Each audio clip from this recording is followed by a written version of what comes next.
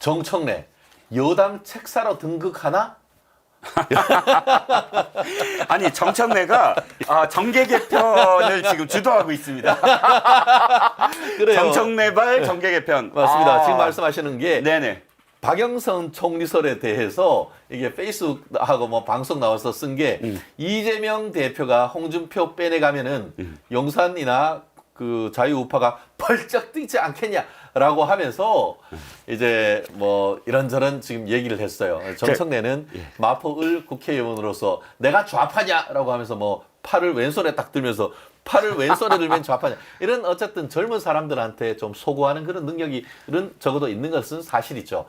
그리고 뭐 그러다 보니 워낙 강성이다 보니까 민주당의 수석 최고위원으로도 또 뽑히고 하고 최근에 참 이게 처세는 이재명한테 언제 갖다 붙어가지고 친명 중에 친명이다 이런 얘기도 듣고 있는데 그렇죠. 와 이거 댓글이 장난이 아니죠? 그렇죠. 댓글 첫 번째 댓글은 이겁니다. 제발 그렇게 해주세요.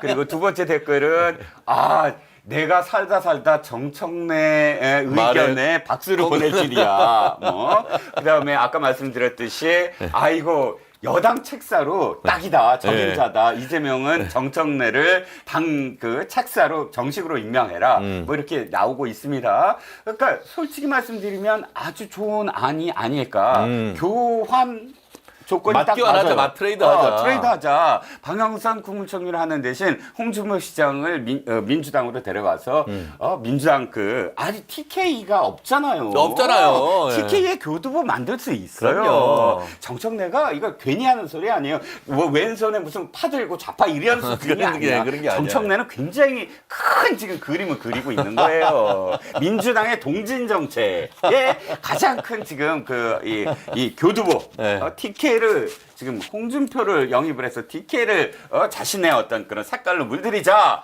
좋은 생각 아닙니까? 그렇습니다. 그 페이스북에 쓴 글이 정확하게 어떻게 되냐면 박 전 장관 총리설로 의견이 분분하다. 네. 만약 이재명이 윤석열 대통령에게 홍준표 대구시장을 빼내가서 민주당 상임 고문시킨다면 오케이 하겠는가 했더니만 많은 우리 애국 보수님들이 오케이 뭐 이러고 있단 말이에요. 예, 그렇습니다. 사실 뭐 저 농담을 지금까지 했습니다. 물론 홍준표 시장이 보수에 지금까지 어떤 영향을 행사한 건 맞습니다. 하지만 제가 이렇게까지 좀 이 비유를 하고 은유를 한 이유는 특히나 최근 들어서 당이 가장 어려운 상황, 총선에서 패배를 하고 어떻게든 다시 일어서고 상처를 치유하면서 국민들에게 어떤 비전, 새로운 비전을 이야기해야 되는 어떤 상황이라면 최소한 당대표도 했고 대통령 후보도 했고 또 TK의 지금 상징인 대구시장까지 한 당 고문이라면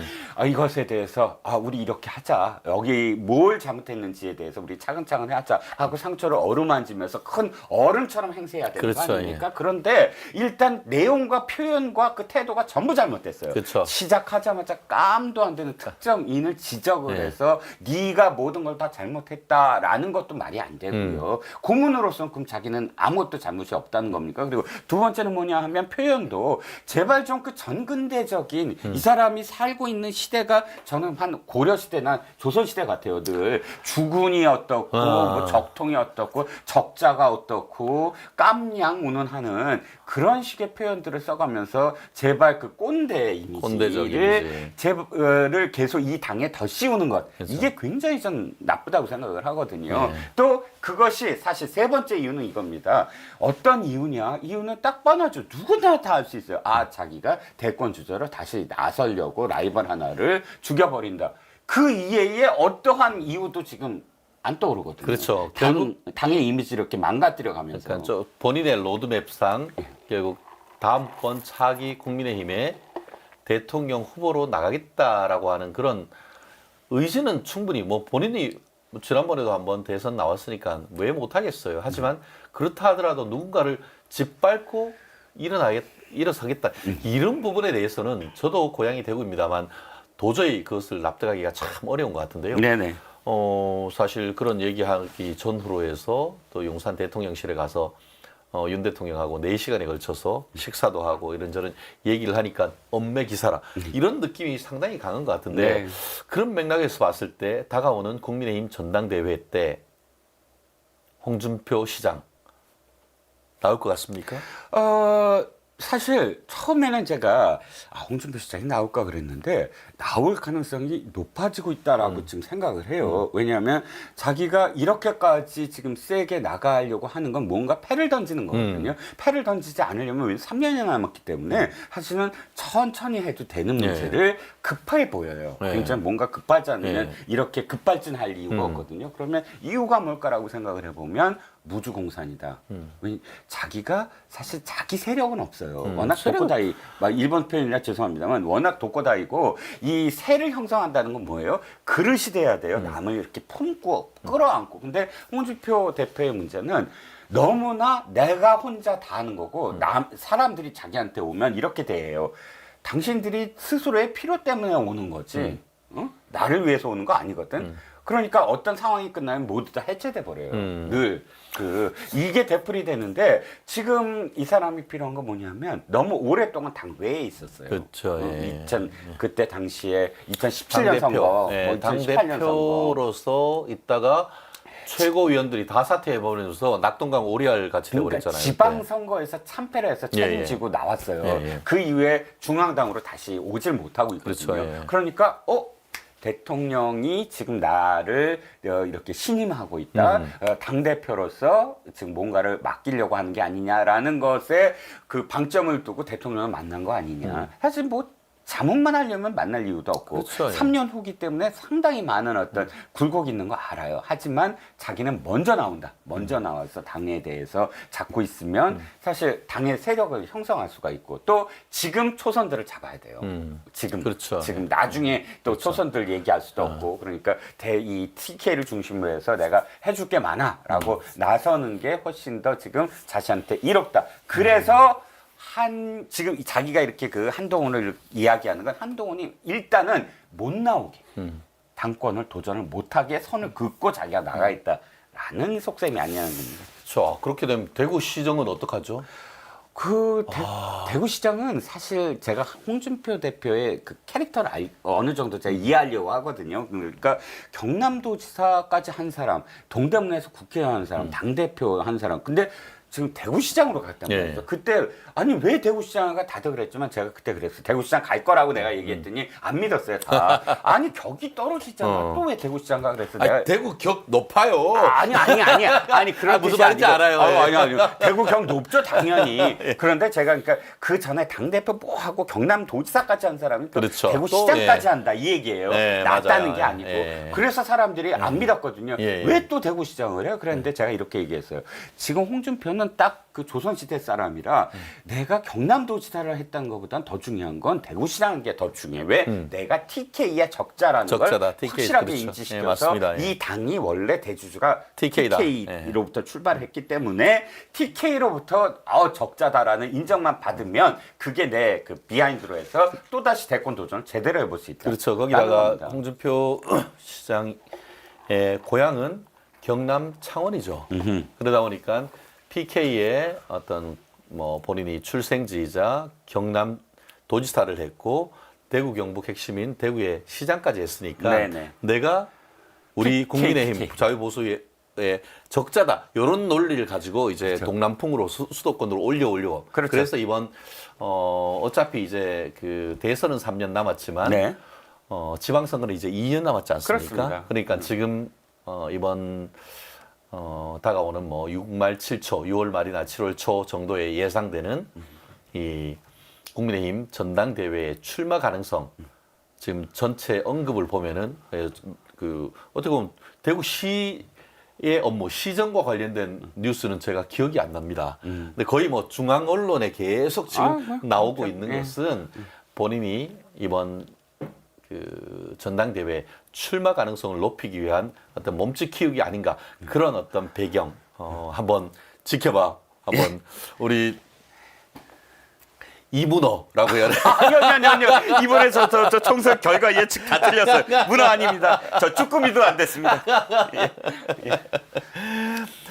그렇습니다. 참 야권과 또 이런 그 얘기를 하다 보면은 그래도 또 우리가 그쪽에 대해서 또 할 얘기, 또 대한민국에 나아갈 방향에 대해서 얘기가 많습니다만 또 우리 여권을 보면은 또 답답한 일들이 또 참 많아요. 예. 근데 그 와중에 예. 어쨌든 그 윤석열 대통령께서 그러니까 대통령 취임 후 처음으로 예. 또 민주당의 이재명 대표를 용산 대통령실로 초대했단 말이에요. 네. 뭐 일각에서는 이걸 여야 영수회담이다라고 표현을 하고 있는데 이 어떤 그러한 그 윤석열 대통령의 결단의 정치적 의미 그리고 실제 여야 영수회담의 밥상에 네. 뭐가 올라가야 되는지 거기에서 우리가 줄 거는 뭐고 받을 건 뭔지 한번 좀 말씀해 주실까요? 자, 제가 그 선거 개표 방송 끝나자마자 바로 그날부터 계속 되풀이돼서 이야기하는 게 이겁니다.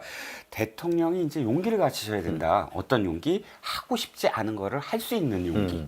왜냐하면 지금의 표는 지금의 선거 결과는 내가 하고 싶은 것만 할 수 있는 표가 아니다.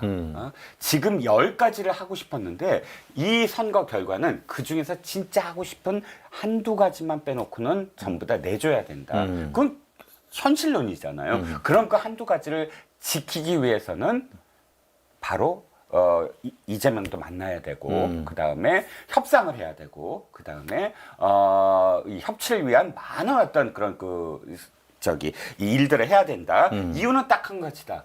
대통령이 주도를 해야 되기 때문이다. 끌려다니는 게 아니라 주도를 하려면 먼저 이슈를 만들어야 된다. 즉, 아이고 영수회담 하자. 그럼 뭐 영수회담 아직도 안 한다. 이런 어떤 이슈에 끌려다니면 안 된다. 네. 그래서 먼저 하게.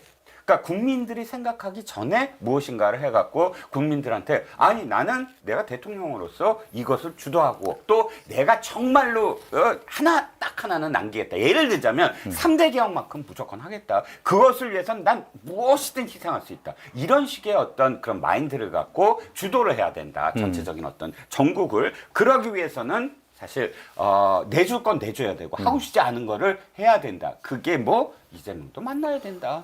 아니 이재명 만나는 게 무조건 안 된다라고 그 버팅길 게 아니다라고 이야기를 했는데 조금 시기적으로는 좀 늦었지만 아까 좀 늘어졌지만 어쨌든 만납니다. 이건 보수 우파 그 지지자 여러분들이 좀 이해를 해주셔야 될 부분이에요. 화가 나시는 분들도 많고 또 이거 정말 이렇게까지 해야 돼?라고 생각을 하시겠지만 아닙니다. 대통령이 거꾸로 생각하시면 좋겠어요.